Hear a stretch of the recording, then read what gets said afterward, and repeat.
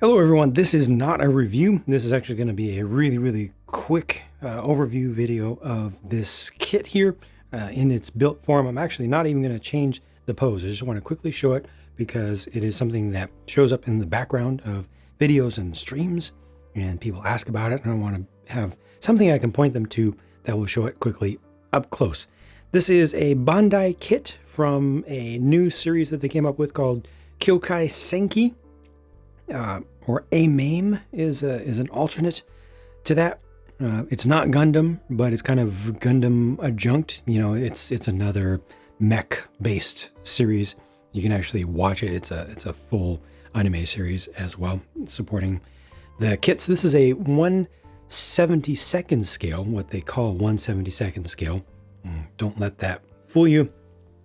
Real quickly, putting it next to a 1/44th scale Gundam, you know, it's all relative because the size of a mech in universe is going to affect its size as is the scale. So they use a different scale, a different relative size than Gundam does. But this is 1/44th scale over here.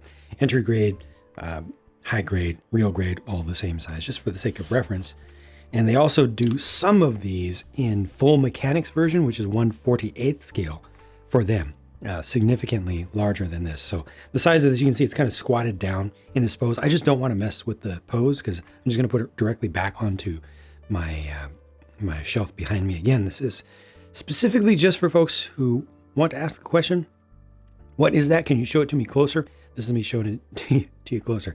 I did a little bit of real quick panel lining on this one. This does come with a fair number of stickers for something of this size and complexity, I thought, for its price, but I did a tiny bit of panel lining on it, which really helped it to look better. The main designer for this series, one of the main designers, is a pretty accomplished industrial designer, came up with these designs from scratch and really made these super articulated, focused on the way that robots can be built rather than trying to make things that are humanoid first. The designers tried to go for feasibility, you know, and sensibility for mobility, and also you can fold these all kinds of ways, as you can see from the orientation of the joints, and they just really didn't try to make it look too human-like. But I'm pretty happy with this. The color, because of the color, it does have a little bit of translucency to it. It could be slightly more opaque just because of the thinness. So you can see a little bit of light is able to come through it. Some of the darker ones are not going to have that. Darker colored ones are not going to have that problem to the same degree. I also did a really quick and dirty and terrible job of adding a little bit of color onto this blade, Naginata blade, because by default it's just gray, and that's just too boring. I couldn't stand it. No prep work, just using a single Gundam marker, that's it. And doing it really quickly at that.